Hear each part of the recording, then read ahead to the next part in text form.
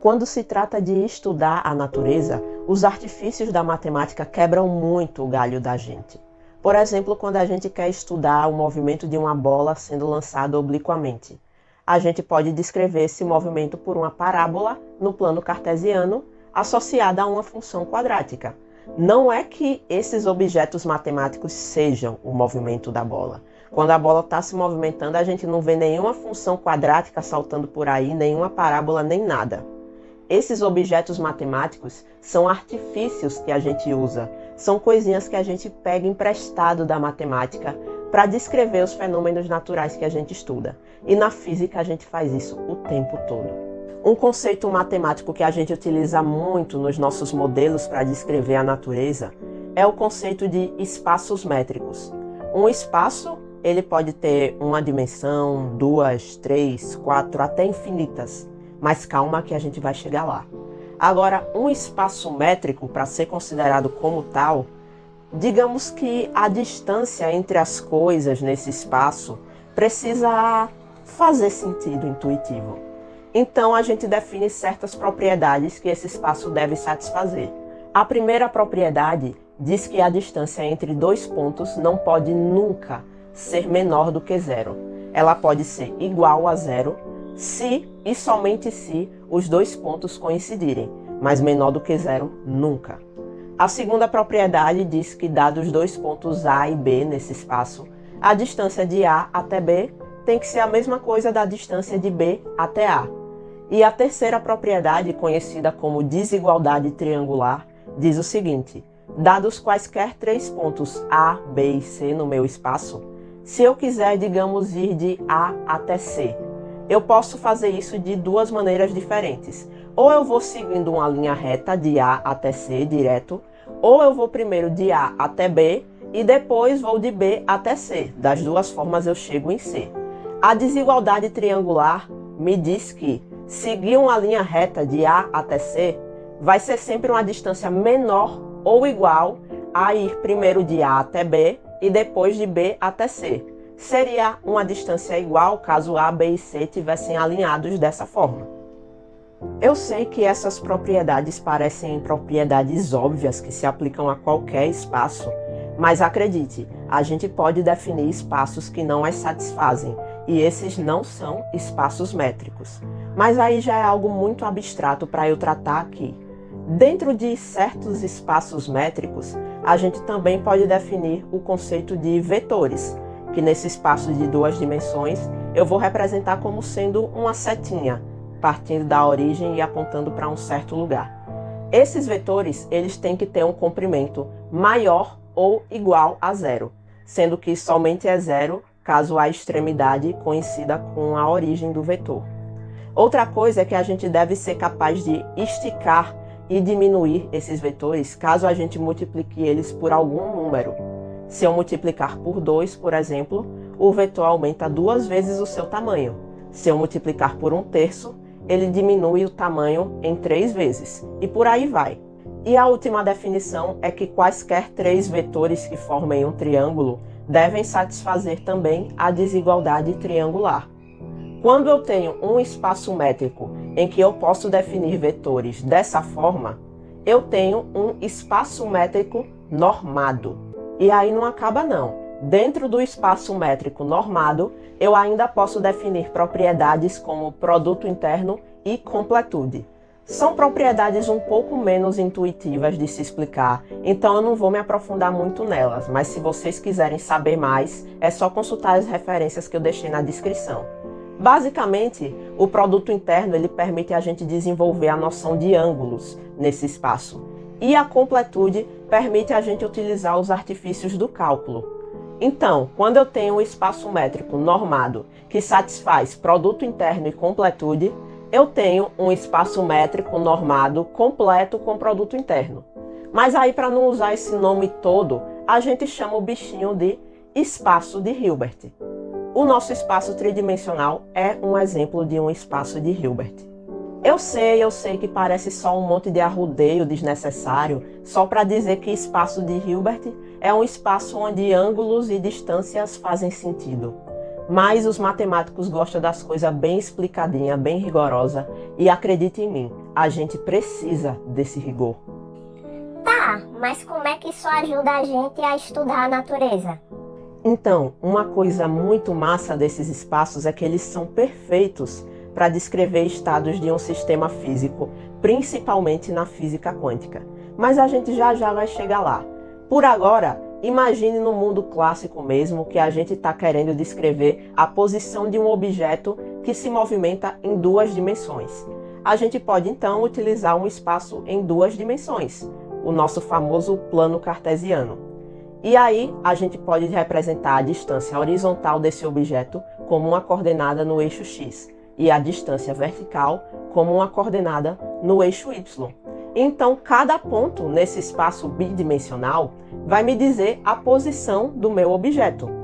Só que aí, para ficar chique, não vamos usar ponto não, vamos usar vetor. Eu vou traçar um vetor que parte da origem e tem extremidade no ponto correspondente à coordenada da posição do meu objeto. Eu basicamente só botei uma seta, é só isso. Então, ao invés de olhar para o ponto, a gente vai olhar para a seta, para o comprimento dela e para onde ela aponta. E essa seta é que vai estar relacionada à posição do meu objeto nesse sistema. Então aí nesse espaço, cada vetor que eu traçar vai estar relacionado a uma posição do mesmo objeto. E se a gente for criativo o suficiente, dá para descrever diversas propriedades de um sistema físico utilizando espaços métricos dessa forma. A gente só precisa saber quais são os parâmetros que definem a propriedade que a gente quer estudar e inserir esses parâmetros nas dimensões do nosso espaço. Por exemplo, a posição de um objeto em duas dimensões é descrito pela distância horizontal do objeto e a distância vertical. São esses dois parâmetros. Por isso, no exemplo que eu dei, o meu espaço possui duas dimensões. E quantas dimensões o meu espaço pode ter? Quantas forem necessárias para descrever a propriedade que você quer estudar. Se você precisar de 3 parâmetros para descrever essa propriedade, o seu espaço vai ter 3 dimensões. E se eu precisasse descrever uma propriedade que utiliza 4 parâmetros, eu ia usar um espaço com 4 dimensões. Se fossem 5 parâmetros, 5 dimensões. Mas poderiam ser 6, 7, 8, até infinitas. Vige, mas como é que eu vou imaginar um espaço de 4 dimensões e ainda desenhar vetor nesse espaço? Piorou 5 dimensões, 6, 7. Eu tô literalmente presa em 3 dimensões. Não dá pra fazer essas coisas não. Ah, dá para fazer essas coisas sim, e eu vou lhe dizer por quê. Primeiramente, a gente não precisa realmente imaginar espaços em dimensões superiores. Não é tão importante assim para o nosso estudo. Você tem que lembrar que esses espaços que a gente está definindo não são literalmente espaços onde as coisas estão acontecendo. Eles são artifícios matemáticos para estudar o nosso sistema físico. Segundo, que mesmo sem se situar nesses espaços, a gente pode estudar propriedades sobre eles. A álgebra linear permite que a gente faça isso. É algo fascinante. E terceiro, eu representei vetores como sendo setas, né? Mas o conceito de vetores se estende muito além disso. Vetores podem ser números, funções, matrizes, operadores. Oxente, vetor é tudo isso. Mas o que é que tem a ver essas coisas uma com a outra? Não tem nada a ver. E que peste são operadores, esse negócio que você falou aí? Ok, calma. Eu vou definir vetor aqui de uma forma bem simplificada. Vetor basicamente é qualquer coisa que você consiga somar uma com a outra e multiplicar por um número. Então, o que números, funções, matrizes, etc. têm em comum é isso. Você pode somar cada um deles e multiplicar por um número. Qualquer objeto matemático que você conseguir pensar que satisfaça essas propriedades de soma e multiplicação por escalar é um vetor. E nem todos os vetores vão ter uma interpretação geométrica tão intuitiva quanto uma seta em um espaço. Às vezes um vetor é só um vetor e pronto. Eu sei que tudo isso é muito abstrato e eu não vou me aprofundar nessas abstrações aqui. Mas se vocês tiverem interesse, eu vou recomendar uma playlist de álgebra linear gostosa demais e outras referências que eu vou deixar aqui na descrição junto com ela. Segundo, você perguntou o que são operadores. Já que a gente está falando das aplicações na física, você pode pensar em um operador como sendo um bichinho que leva o meu sistema de um estado físico para o outro. Por exemplo, aquele sistema que descreve a posição do objeto em duas dimensões. Se eu tenho um vetor descrevendo uma certa posição e eu aplico um operador nesse vetor, esse operador vai me fazer parar em um outro vetor descrevendo uma outra posição. O que o operador faz é isso, ele me tira de um estado físico e coloca no outro. Ele pode girar o meu vetor 90 graus, aumentar o tamanho dele, diminuir, botar ele mais para baixo, botar ele mais para cima, fazer qualquer coisa. E o significado físico do operador vai depender do sistema que a gente está tratando. Se é um sistema que estuda a posição, o operador vai agir na posição. Se ele estuda a velocidade, o operador vai estar agindo na velocidade. Mas basicamente é isso. É um bichinho que leva o meu sistema de um estado físico para o outro, de uma posição para outra, de uma velocidade para outra, de uma energia para outra, depende do sistema. Quando a gente parte para a física quântica, o conceito de espaços de Hilbert é essencial para descrever os estados do nosso sistema. É de uma forma semelhante à que eu apresentei nos exemplos anteriores. Só que, ao invés da gente descrever propriedadezinhas separadas, velocidade em um espaço, momento em um outro espaço, energia no outro espaço, a gente bota tudo junto. Então, um vetor no espaço de Hilbert, na física quântica, contém informações da energia da partícula, da velocidade dela, do momento de dipolo, do momento angular, tudo. Tá tudo naquele vetor. E a gente vai extraindo informações na medida do possível, né? Então, por conta disso, esse vetor possui infinitos parâmetros que o descrevem. Ou seja, o espaço de Hilbert, na física quântica, possui infinitas dimensões. Não tente imaginar um negócio desse não, que você vai endoidar. Virgem Maria, é uma seta numa dimensão infinita, é? Ô mulher, a gente não já conversou sobre isso? Vetor não é só seta, não. O conceito de vetor é muito amplo. E no caso do espaço de Hilbert, na física quântica, os vetores são funções. Da mesma forma que naquele exemplo da posição do corpo em duas dimensões. Um vetorzinho naquele espaço, uma setinha, contém informações sobre a posição do objeto. Os vetores no espaço de Hilbert, na física quântica, contêm informações sobre os estados do meu sistema quântico.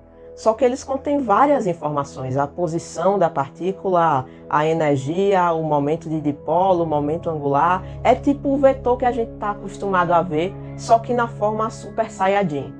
E essas funções / vetores no espaço de Hilbert tem um nomezinho chique, a gente chama de função de onda, que eu já falei em vídeos anteriores, que a função de onda descreve os estados de um sistema quântico. Tá tudo lá na função de onda, embora nem sempre seja tão fácil extrair as informações. Mas a função de onda contém informações de variáveis que a gente pode medir, como por exemplo posição, velocidade, são o que a gente chama de variáveis observáveis. E existem operadores relacionados a essas variáveis. Existe um operador relacionado à posição da partícula, um operador relacionado à energia potencial, à energia cinética e por aí vai. E se a gente quiser saber o valor de uma dessas variáveis, como é que a gente faz? Ah, menina, é fácil. É só pegar a função de onda da partícula e aplicar o operador correspondente à variável que você quer descobrir. E aí a gente observa qual vai ser o efeito desse operador na função de onda. Por exemplo, se eu quiser descobrir qual é a energia total da minha partícula no sistema, o operador relacionado à energia é o operador hamiltoniano. É só eu pegar então a função de onda da minha partícula, aplicar o operador hamiltoniano e eventualmente vai acontecer um negócio massa. Quando eu aplico o operador na função, o resultado vai ser a mesma função, só que multiplicada por um número. E aí é esse número que vai corresponder à energia da minha partícula, porque o operador que eu apliquei corresponde à energia. E isso vai servir para qualquer outra variável que eu queira conhecer no meu sistema quântico. É só aplicar o operador correspondente à variável que eu quero medir na minha função de onda, e se o resultado for a mesma função multiplicada por um número, esse número vai corresponder ao valor da minha variável. Esse número tem um nome chique, eu chamo ele de autovalor.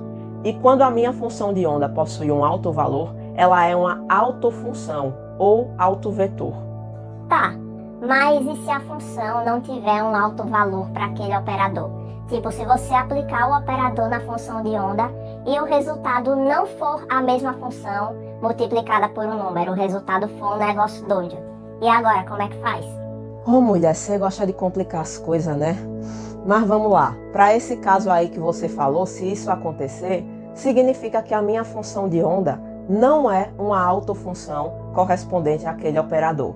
E aí a única forma da gente medir essa variável correspondente ao operador é fazendo um experimento no meu sistema, medindo experimentalmente mesmo. Só que não vai ser garantia de que toda vez que eu repetir o experimento, eu vá encontrar os mesmos resultados. Por exemplo, se a minha função não possui um alto valor para a posição da partícula, aí toda vez que eu for medir a posição da partícula naquele sistema, uma hora eu vou encontrar ela lá, outra hora eu vou encontrar ela cá, e aí não é garantia de que quando eu medir a posição dela, ela estava exatamente naquela posição antes de eu medir. Oxe, a partícula então vai estar onde antes de você medir? Ela estava numa sobreposição de várias posições. Quando a minha função de onda não possui um alto valor para um certo operador, significa que esse sistema é uma sobreposição de vários estados correspondentes à variável desse operador. Eu já falei de sobreposição aqui, se vocês quiserem ver, o vídeo está na descrição. Outra coisa é que a gente também não pode saber o valor de todas as variáveis observáveis em um sistema, devido à não comutatividade de certos operadores.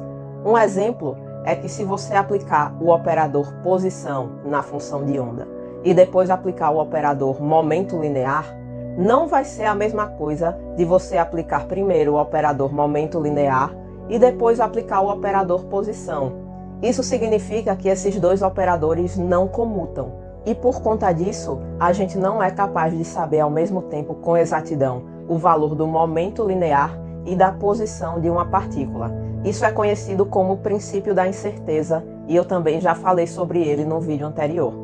Moral da história: física é coisa de doido. Se você assistiu até aqui, significa que você é doido. Eu recomendo procurar ajuda psiquiátrica. Também recomendo deixar o like e se inscrever no canal.